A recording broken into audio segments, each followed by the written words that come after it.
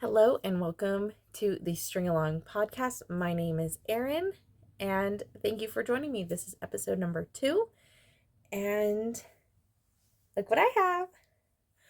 So I was able to finish my Flight of the Goldfinch sweater, which I had wanted to do it by the end of the month. Today is January 29th and I finished this about half a week ago. So I got it done way quicker than I thought. We had a huge cold snap here in Ohio. I mean, real feels were like -20 or something. So the whole family was just hunkered down, not going anywhere. Perfect knitting time. And so I really did just go through the body. It is a full length, if you can see that. But yeah, I'm so happy with it. It's a super comfortable sweater. I think you can dress it up. There you go. I think you can dress it up. I think you can dress it down. A great way to use all the minis.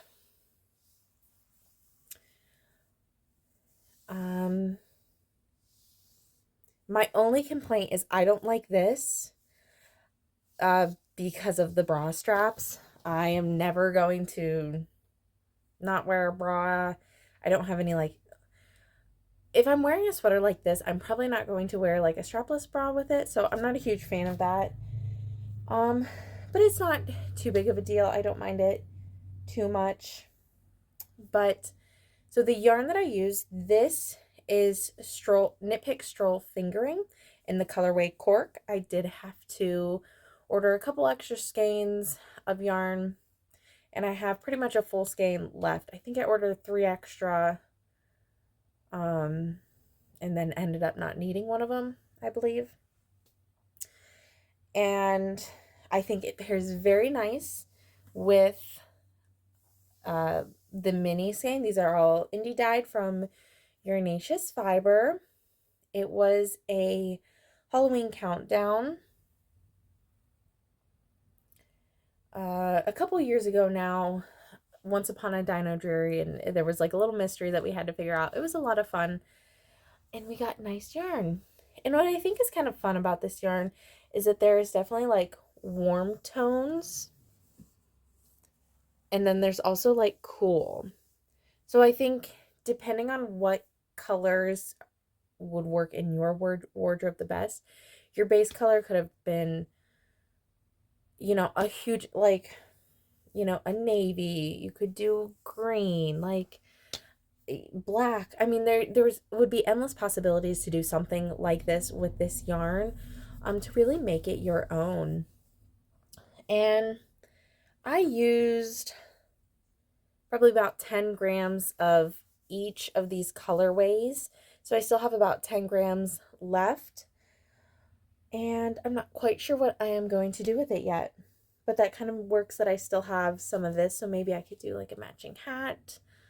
Because if I have about 10 grams left, I have 130, give or take, grams. I don't know. We'll see. Maybe I'll do nothing with it. Maybe it'll sit in my yarn bin forever. But then I also finished, I just had it. Where did I put it? I'm sitting on it. My pixie cap, the new pixie cap. Let's see. And honestly, I don't know how much I'll actually ever use it. But it was a fun little knit. It was a quick little knit. I did not weave in the ends on the I-cord yet. But now it's supposed to sit further back. I don't know. I need to figure out how to wear it. How does that look? I don't know. Can you even see it? Yeah, trying to get like a picture of it has been difficult. But one of the things I'm having trouble with is like a droopy pixie point. So how do we keep our pixie points perfect? Try saying that 10 times fast. But yeah, I don't know don't have too much to say about it. It was a fun little knit. Pretty basic. A lot of like finishing details. Because you had, there was a triangular piece here, and then you had a wraparound piece that goes actually around your head, and those are both in brioche. You had to do a little stockinette facing along the edge just to kind of keep it neat, and then you had this was the only part that I actually modified the pattern for. This spacing down here should have been 6 stitches, which was the same size as this one, but we also had to thread a tie, which I did the tie differently. I did a 4-stitch I-cord that was about 40 inches, which was plenty, and thread it through there so you can cinch it and it'll stay on. That was really the only part I modified. I made it 13 stitches because it just didn't seem like it was going to fit, and I figured it's, down across your neck, it wasn't going to be a big difference. But yeah, so it was a fun little knit. Happy it's done. And then with that, I don't have any lingering whips. Really, I've kind of cleaned shop. I've been getting a lot of things done. I don't have anything carried over, though technically I don't have any smaller projects that I carried over from 2024 anymore. This I started very, very beginning of January, so it's basically a carryover. It's done. And so I really only have long-term whips left, which is awesome. I really started off my knitting journey as a monogamous knitter, and I just fell away from that. It happens. I think it happens to a lot of us. And I'm happy to be back. I think it'll make it just a lot less stressful. No shame on if you have a lot of whips or whatever, whatever strikes your fancy, but I think it'll help me, I guess, feel like I'm getting things done. I'm kind of a weird mix of a process knitter and a product knitter. I want to have things that I am going to use. Because what's the point of it just sitting there? I guess it doesn't have the point or whatever. And I mean, the pixie hat is a great example of just something that's probably going to sit here, but doesn't take up too much space. Oh, the yarn I used, the Red Pansy Yellow Ortiz. My French teacher is cringing. Island of the Nettles, inspired by Monet. Lovely. It's just a fingering weight yarn. And I still have like 50 grams of it left, so yay, socks. So after I just went on a binge of I don't have any more whips, I did get something else started. I had a conference lecture. I'm not too sure what to call it, but I was listening to a theologian speak for about 4 hours on Saturday, because that's what I like to do with my time. It was wonderful. It was Dr. Scott Hahn and Jason Bergmasso, something like that, or Jared. Something with a J, something with a B.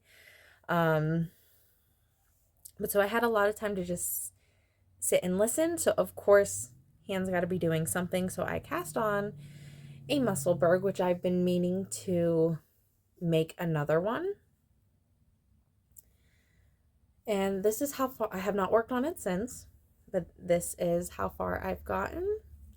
I started at this marker and knit all the way up here, about 8 inches, which is just about halfway done. I'm a little concerned that it's going to be small, which I guess is okay because it's a hat. You want it to be a little snugger. But I am doing the gauge of 7 stitches per inch, even though I have 8 inches per inch. I think it'll be fine. And I'm doing the medium, the adult medium, on US 3s, DPNs. But I might switch that to not an I-cord, circular needles. I haven't decided yet. And then this yarn is from the Teeny Button. It is from her Golden Girls color palette collection. And it is Sicily 1922. So I thought it was just a lot of fun. It's coming off way more stripy, I think. But I'll pretty much use up the whole skein. And yeah. One thing I'm doing a little differently for the decreases, and then once I get to for the increases, and then once I get to the decreases, I didn't do make one left, make one right. I knit through the back loop each time. I don't think it makes that big of a difference. I still think it looks pretty neat. So this, I'm not going to worry about getting it done anytime soon. It'll be my easy project. Nice, simple stockinette. You could just completely mindlessly. It'll be perfect for when I'm sitting in class. It's going to go to the doctor's office with me in about an hour or so. And that's just what it's perfect for. If it doesn't get done in time for this winter, I'm not going to stress about it. So that is now one of my whips. I have my blanket project back there, one of my whips, and that's pretty much taken a back seat right now. I don't know why. Probably once I'm done with the Musselburgh. Did I say that? This was the Musselburgh pattern by Ysolda Teague. If you haven't heard about it, you must have been living under a rock. I don't know. It's a neat pattern. A lot of people love it. But probably once I finish the Musselburgh, I'll pick that back up. And that's pretty mindless. There's just a handful of increases and decreases that need done, but it's stupidly mindless. Which I will probably need because I am going to pick back up, for sure, Blendon Woods cardigan. I sat down last night. I got I swatched again. So here was my original swatch, which I think that this is such a nice swatch, and I could tell I actually blocked it. And then I just did a smaller swatch last night. You can tell I did not block it, but it all does match, looks good. So I was using the called for needle, which is probably why I didn't mark it down in Ravelry, which needle I was using. Because I'm like, oh, it's just the called for. I don't need to know that. Yeah, whatever. But I was thinking, I think it was a little blessing in disguise and probably like a smarter thing. Because I mentioned before that my tension has been all over the place the past few years. And this has sat for at least a year. And I cast it on in 2022. And if I wrote down what needle I was using, there was a potential that I just pick up that needle and then my gauge is way off, even if it's the same needle, but I'm not knitting the same. Now that didn't happen, but that was, of course, a possibility. So just a little heads up that maybe if something has been sitting for a while, you might want to check your gauge. I know that's happened to me before. But so I did figure out needles. The other issue was I didn't know where I was at. So another tricky thing, my Ravelry page was basically worthless for this, which I'm trying to get better. I promise I'm trying to get better. Because I didn't write down the size either. What was I doing? No needle size, no size. But thankfully, I actually printed out the pattern and had everything highlighted. So I did find out I'm making the size 42, which is if I was making it today starting over, I would have made the 46. I guess I haven't thought about it too much of should I undo it now while I'm only got half of a back and go to the size that I want. It would probably, or the size that I would do now. And I think I'm going to go with no. It is the Blended Woods cardigan is, I don't know if I usually don't do the pictures.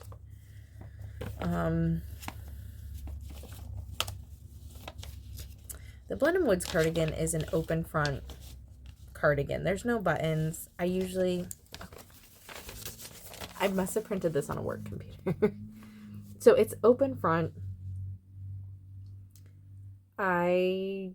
It's not like I'm going to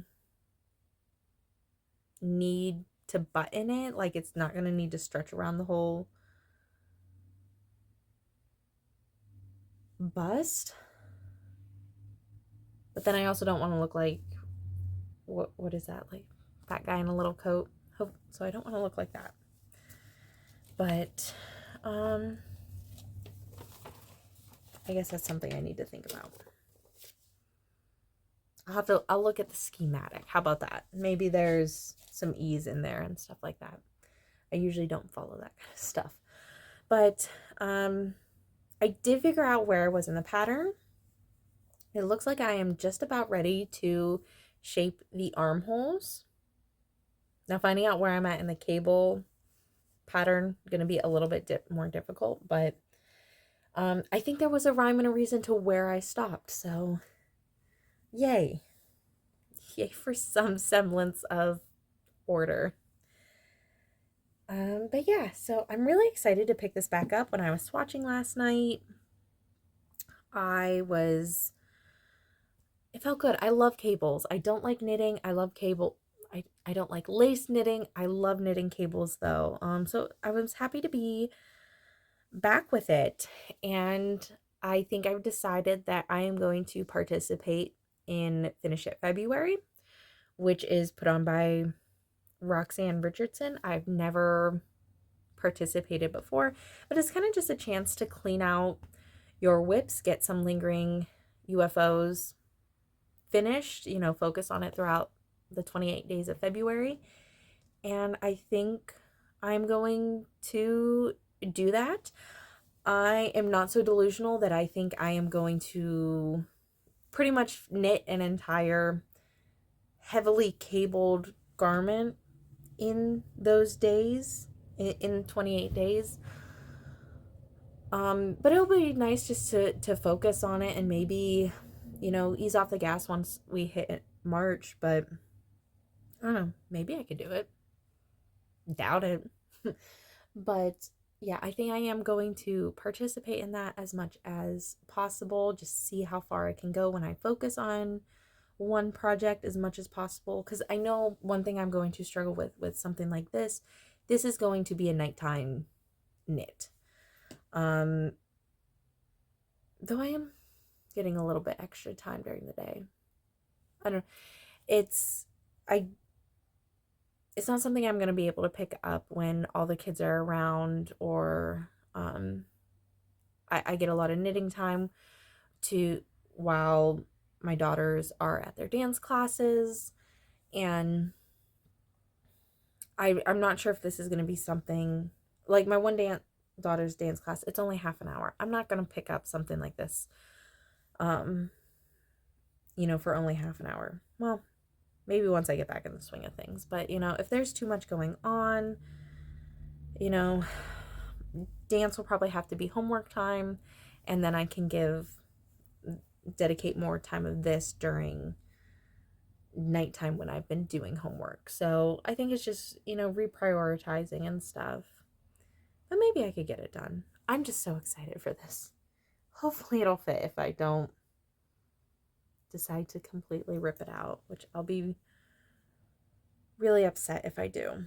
But then I think something else I want to do for Finish It February is I've had these knits sitting here for a while because they just need fixed. So the first one is my son's first birthday sweater. I have been knitting it's still like fully blocked. My children have gotten like these scrappy marled sweaters for their first birthday. I've used Advent leftovers, and I just think they're so much fun.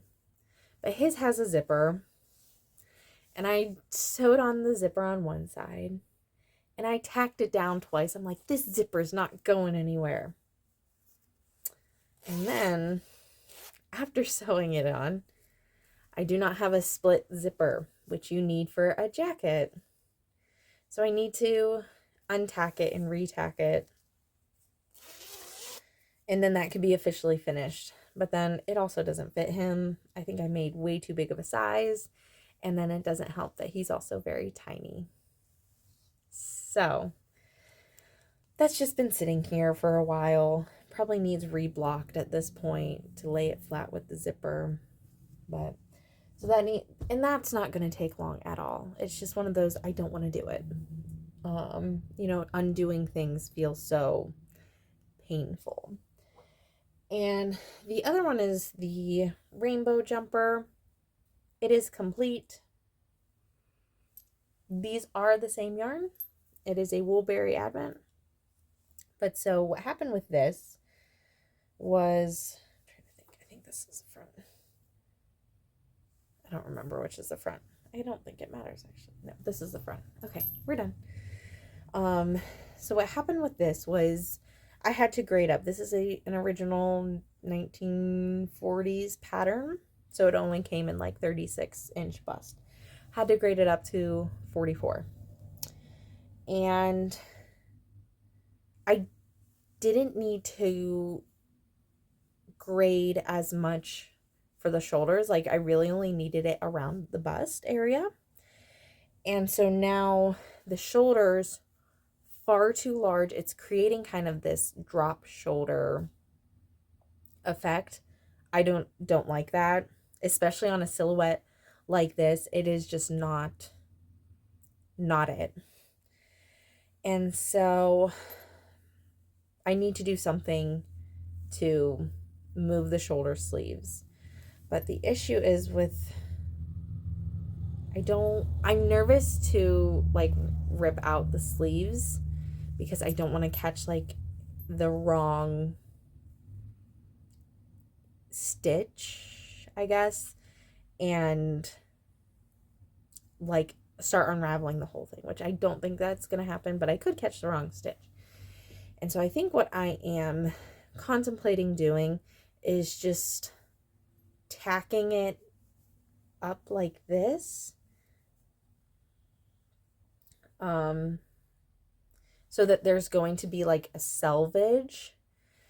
But I think I think I need to go like 8 inches or 8 stitches. So 1, 2, 3, 4, 5, 6.